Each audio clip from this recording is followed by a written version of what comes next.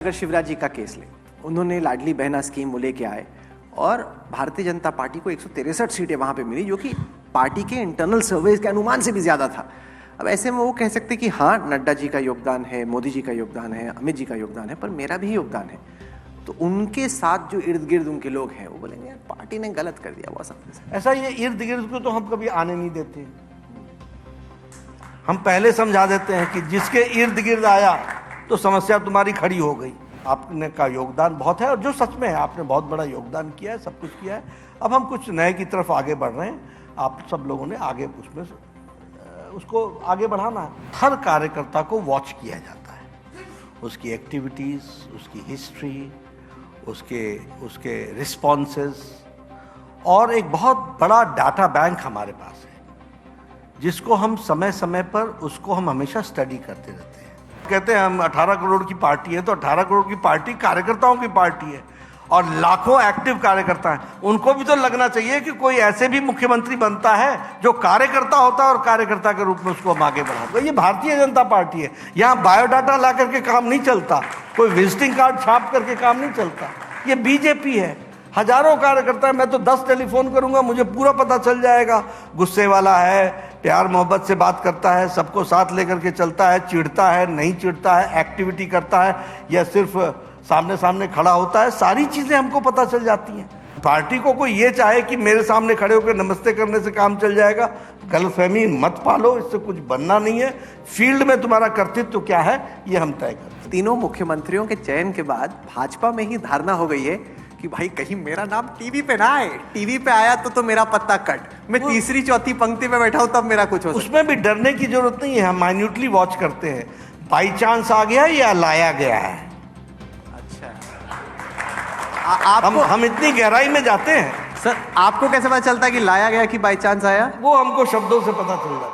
यहाँ पर बैठे सभी दर्शक जो आपको इस वक्त टेलीविजन पर, सोशल मीडिया पर, डिजिटल पर देख रहे हैं, वो जानना चाहेंगे कि नड्डा जी, मोदी जी और अमित शाह आखिरकार मुख्यमंत्री का चयन करते कैसे? क्या फॉर्मूला है? क्या कोई जादूगर का पिटारा है जिसमें से नाम निकल के आता है, या एक पूरी प्रक्रिया है? क्या वो प्रक्रिया है, वो बताइए। देखिए, बहुत गहरी प्रक्रिया है। आप बहुत कम शब्दों में समझाना मुश्किल है।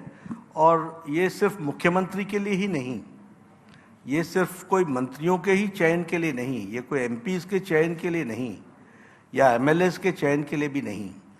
हमारे यहाँ बहुत डीप रिसर्च के साथ हर कार्यकर्ता को वॉच किया जाता है, उसकी एक्टिविटीज़, उसकी हिस्ट्री, उसके रिस्पॉन्सेस, और एक बहुत बड़ा डाटा बैंक हमारे पास है जिसको हम समय समय पर उसको हम हमेशा स्टडी करते रहते हैं। अब जैसे आपने कहा चीफ मिनिस्टर, जब इलेक्शन रिजल्ट डिक्लेयर हुए थे, जब इलेक्शन डिक्लेयर हुआ था, उस समय से हमारा प्रोसेस, जब हमने कैंडिडेट्स को टिकट दिया तो हम कौन हमारा लीडर होगा और ऑपोजिशन के लिए कौन लीडर अच्छा होगा और रूलिंग के लिए कौन अच्छा लीडर होगा, इसका सिलेक्शन प्रोसेस शुरू हो जाए। अगर हार गए तो कौन, अगर जीते तो कौन? हाँ, वो भी। तो हारने पे कौन था आपके मन में? नहीं, क्वेश्चंस होते हैं। अच्छा, हम अब जैसे मान लीजिए कि हम तेलंगाना में तो हम सरकार में नहीं आए, तो वहां तो हमको कुछ ऑपोजिशन के बारे में ही सोचना था। तो ये एक हमारा कहाँ कंटिन्यूअस प्रोसेस है। इलेक्शन रिजल्ट्स आते हैं, उसके बाद वो इंटेंसिफाई हो जाता है। आप सब लोगों को लगता होगा कि ये जेपी नड्डा ने किसी को फोन पे कह दिया और वो फिर आगे चला गया। ऐसा नहीं होता।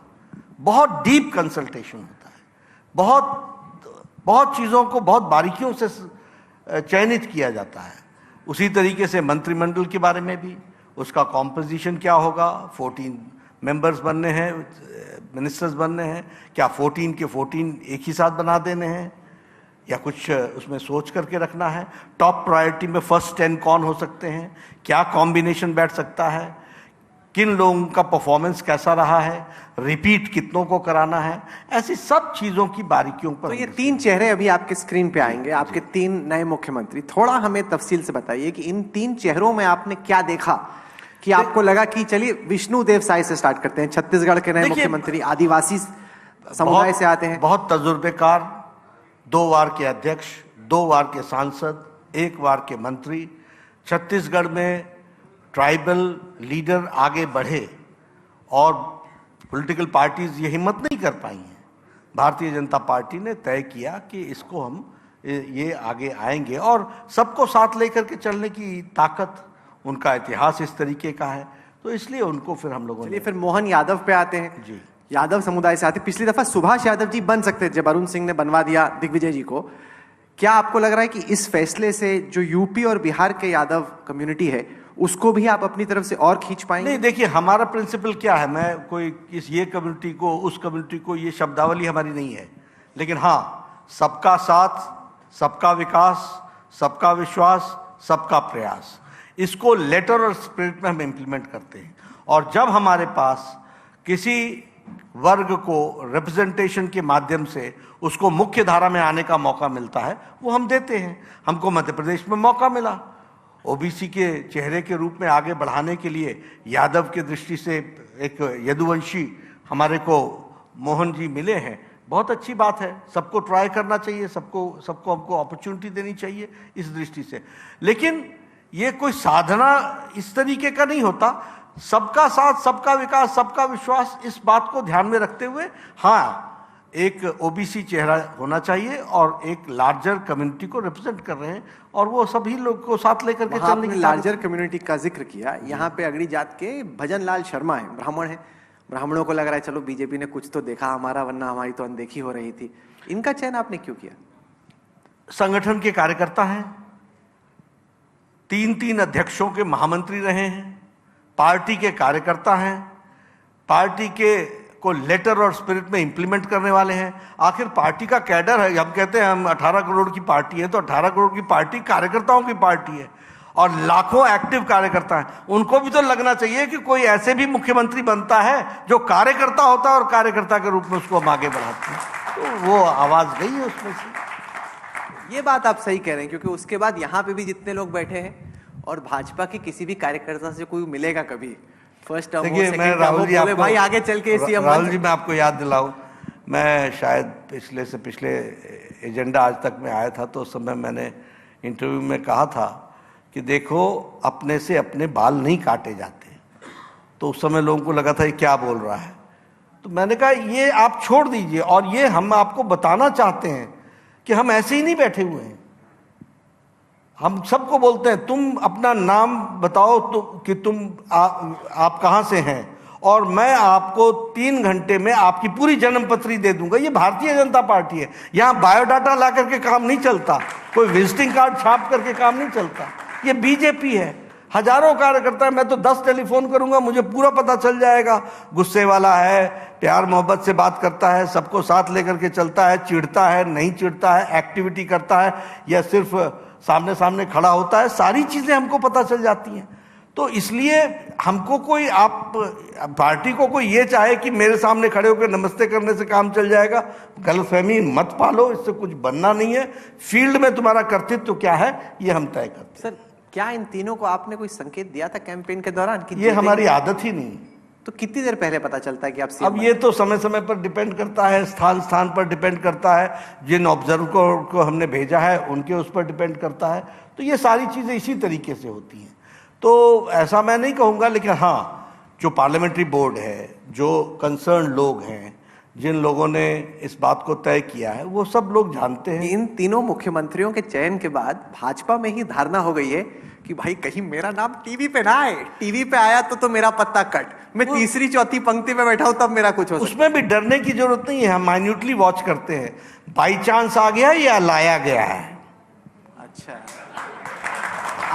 हम इतनी गहराई में जाते हैं। सर, आपको कैसे पता चलता है कि लाया गया कि बाई चांस आया? वो हमको शब्दों से पता चल जाता है। शब्दों से? हाँ, शब्दों से, उसकी मुस्कुराहट से, पूछने वाले के अंदाज से, रिस्पांस देने वाले के अंदाज से हमें पता चल जाता है। अगर लाया गया फिर आप क्या करते हैं? तो समझ जाते हैं, उसमें नंबर होते हैं। अच्छा, क्या पत्ता कट? तो नहीं, ऐसा कट नहीं, लेकिन you see, we say that you are in an organization for an ideology, and for ideology आपने अपने आप को समर्पित कर रखा है।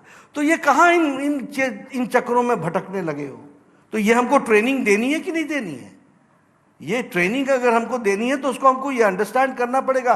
Please don't think about yourself, think about the party and party is going to think about you. आप मत सोचिए अपने बारे में। और मुझे आप बताइए, कोई भी जिसका भी हमने चयन किया है, किसने कहा है कि ये गलत चयन हुआ है? सब कहते हैं बहुत अच्छा चयन हुआ है, कैसे आपने किया, हमने तो सोचा भी नहीं था। तो हम यही सोचने के लिए तो बैठे हुए हैं। तो बेचारों के विकल्प ही कैसे, यही तो बोलेंगे आपको, ऐसे थोड़ी बोलेंगे कि आपने गलत चयन किया। वो तो डिपेंड करता है कि आपने कप्तान चुन दिया, वो नहीं, अब वो कप्तान बैटिंग कर पाएगा कि नहीं, वो आपके हाथ में है क्या? नहीं, जैसे मैं बताता हूं कि जब आपके हमारे भजन लाल शर्मा का चयन हुआ तो बाहर आवाज क्या आ रही थी सबसे? ये कार्यकर्ता का चयन हुआ, बहुत अच्छा चयन हुआ, कार्यकर्ता का चयन हुआ। यानी वो आवाज जो रेजोनेट करती है वो बताती है कि इसका अर्थ क्या बन रहा है। तो उससे हमको समझ में आता है कि जो हमारे चयन प्रक्रिया रही है वो लोगों को पसंद आया है। नहीं, ये आपकी बात सही है कि सबसे बड़ा संदेश ये गया है कार्यकर्ताओं में और देश के वोटरों में भी कि यहाँ पे किसकी भी तकदीर बन सकती है, आप कहीं से भी उठा के किसी को कुछ भी बना सकते हो। और कार्यकर्ताओं में उससे हौसला। ये परिवार की पार्टी नहीं है, ये वंश की पार्टी नहीं है, ये कार्डर बेस्ड पार्टी है, आइडियोलॉजिकल बेस्ड पार्टी है with a mass following, and everybody has got every right to contribute to this best of his ability for making the party successful. पर इसको देखने का दूसरा नजरिया ये है कि आपने चयन तो कर दिया, आपने कह दिया कि हमारी टीम के मध्य प्रदेश में ये कप्तान, अब ये कप्तानी कर पाएंगे, आपकी टीम को जिता पाएंगे या सबको साथ में लेके चल पाएंगे, ये आपको कैसे मालूम? देखिए, इसका भी मैं आपको बताता हूं, ये कोई और पॉलिटिकल पार्टी फॉलो नहीं करती है। किस पॉलिटिकल पार्टी में हर तीसरे महीने या चौथे महीने में प्राइम मिनिस्टर चेयर करते हो पार्टी के फोरम पर आकर ऑल चीफ मिनिस्टर्स टुगेदर, और डेलिब्रेशन कितनी देर तक चलती है? 10-10 घंटे, 10 hours with lunch with evening tea. वो क्यों होती है भाई? बताओ, अंत्योदय में क्या हो रहा है, स्वच्छता में क्या हो रहा है, उज्ज्वला योजना में क्या हो रहा है, सैचुरेशन पॉइंट पर कौन कौन से स्कीम्स में पहुंचे हो। और ये ऐसे नहीं, उनको उनकी टीम को 10 दिन पहले मेरे ऑफिस में गुड गवर्नेंस सेल में सारी डिटेल जो हमने पूछी है वो उनको बताना पड़ता है। हमारे गुड गवर्नेंस सेल का रिसर्च उसको रिसर्च करता है, उसके कमेंट्स निकाल के लाता है। This state is not doing good in this state is doing very good in this state has to be pushed up, this state has to be given some incentives, all those things come up. तो हम इस पर इस तरीके से workout करते हैं, तो कभी चीफ मिनिस्टर को ये मन में ना आए कि वो अकेला चला रहा है। पर इसको देखने उसको समझने के लिए और जानने के लिए हमारे प्रभारी, हमारे सह प्रभारी, इंटरैक्शन, डिस्कशन, कैबिनेट की मीटिंग्स कैसे हो रही हैं, कैबिनेट के डिसीजन प्रोसेस कैसे हो रहे हैं, वो सब हम लोग डिस्कस करते हैं। इसको देखने का एक दूसरा थोड़ा नकारात्मक नजरिया ये है कि कहीं ऐसा तो नहीं कि भारतीय जनता पार्टी का आला कमान जन आधार वाले नेताओं को नहीं चाहता। वो चाहता है कि ऐसे लीडर्स हों जो पूरे हाई कमांड पे डिपेंडेंट हो, कि आपने बोला लेफ्ट तो मुड़े लेफ्ट, आपने बोला राइट तो गए राइट। नहीं राहुल जी, जन आधार के नेताओं को इंपावर करना ये भारतीय जनता पार्टी का काम है। आप बताइए, जिनको भी हमने चीफ मिनिस्टर बनाया सभी धीरे धीरे उनका स्तर बढ़ा कि नहीं बढ़ा? उन्होंने अपने आप को और आगे बढ़ाया कि नहीं बढ़ाया? जिनको आप बोलते थे who is he, now you consider him to be a senior leader of the state. How does it happen? It does not happen in one day. There are inputs which have been given at the right time to the right person.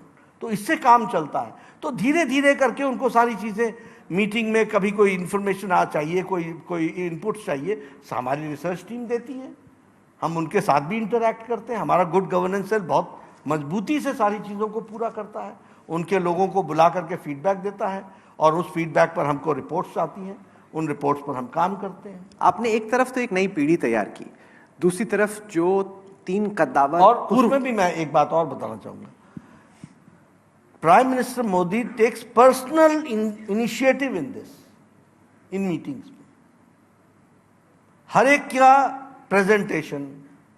Presentation की details पर questioning के बाद उनको inputs देना।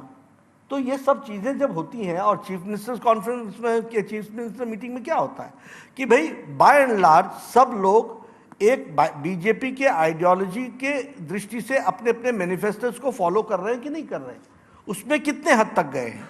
और इसको जब prime minister monitor करें और मीटिंग चेयर करें और सारी पार्टी साथ में खड़ी हो, तो दिस सर्टनली गिव्स, इसीलिए हमारी परफॉर्मेंसेस अच्छी होती है। एक तरफ आपने 3 नए मुख्यमंत्रियों को मौका दिया, एक नई पीढ़ी तैयार की नेताओं की, मुख्यमंत्रियों की। दूसरी तरफ 3 कद्दावर पूर्व मुख्यमंत्रियों को आपने इस बार कहा कि आप बैठ जाइए। अगर मैं शिवराज जी का केस लूं फॉर एग्जाम्पल। बैठ जाइए नहीं, ये शब्द नहीं हमारा। अच्छा ठीक, आपने बोला नए काम में लग जाइए। क्या नया काम देंगे आप? मिलेगा, सबको देंगे काम। दिल्ली बुलाएंगे अपने पास? वो तो हम लोग मिल करके तय करेंगे। अभी तो हम नए फॉर्मेशन में लगे हैं, लेकिन इनको हम नया काम देंगे। और ये सब हमारे आफ्टर ऑल इतने वरिष्ठ नेता, 15 ईयर्स 16 ईयर्स के एक्सपीरियंस वाले chief ministers, Bharatiya Janata party एक साधारण कार्यकर्ता का उपयोग करने से पीछे नहीं रहती है। इन लोगों का हम उपयोग करने से कहाँ पीछे रहेंगे? इनको काम देंगे, इनके कद के अनुसार देंगे, इनको अच्छे तरीके से काम में लगाएंगे। जैसे अगर शिवराज जी का केस ले, उन्होंने लाडली बहना स्कीम वो लेके आए और भारतीय जनता पार्टी को 163 सीटें वहां पे मिली, जो कि पार्टी के इंटरनल सर्वेज के अनुमान से भी ज्यादा था। अब ऐसे में वो कह सकते कि हाँ, नड्डा जी का योगदान है, मोदी जी का योगदान है, अमित जी का योगदान है, पर मेरा भी योगदान है। तो उनके साथ जो इर्द गिर्द उनके लोग हैं वो बोलेंगे यार पार्टी ने गलत कर दिया बहुत सामने से। ऐसा ये इर्द गिर्द को तो हम कभी आने नहीं देते। हम पहले समझा देते हैं कि जिसके इर्द गिर्द आया तो समस्या तुम्हारी खड़ी हो गई। 1 to 1 बात होती है। हम लोग हैं, बड़े नेता हैं, वो हमारे बड़े नेता हैं, बात करेंगे। इर्द गिर्द से नहीं चलता है काम। ऐसा है, मैंने कहा everybody in the party is given it's due, everybody is respected, everybody will be given the due. उनको उनका ड्यू मिलेगा, उनको हम अच्छी तरीके से काम में लगाएंगे और वो लगेंगे। ये देखिए, हम ये भी संगठन शास्त्रों में सबको बताते हैं नेता को कैसा होना चाहिए, किससे दोस्ती करनी चाहिए, किससे सलाह लेनी चाहिए, कौन उसका मित्र है, कौन उसका पीयर है। ये सब चीजें डूज एंड डोंट्स में हमारी आती। आप ये सीएम्स को भी देंगे अभ्यास की ट्रेनिंग की अच्छा सीएम कैसे बना जाए, मास्टर क्लास? वो तो सीएम कॉन्फ्रेंस में सब लोग बताते ही हैं कि आपको ये काम करना है, करते जाओगे तो अच्छा सीएम बनेंगे। कौन करता है मास्टर क्लास? नहीं, वो तो गुड गवर्नेंस में अच्छा। जब हम बैठते हैं तो उनको सबसे पहले तो मान लीजिए 1 हफ्ते बाद मीटिंग है, तो आज उनको उनके तरफ से हमको आंसर्स चाहिए जो गुड गवर्नेंस सेल ने तय किया है। तो उसके आंसर्स आते हैं, उस पर डिस्कशन होती है, उसके बाद वो प्रिपेयर करते हैं, फिर प्रिपेयर करके वो चीफ मिनिस्टर्स कॉन्फ्रेंस में रखते हैं। तो इन सब चीज़ों के माध्यम से उनका जिसको कहते हैं फाइन ट्यूनिंग कहिए, आप उनकी फिनिशिंग बोलिए, आप उनको परिष्कृत करना बोलिए, ये अपने आप ऑटोमेटिक प्रोसेस से होता है। नड्डा जी, आपका स्वभाव बड़ा सरल है, लेकिन ये बातचीत बड़ी कठिन।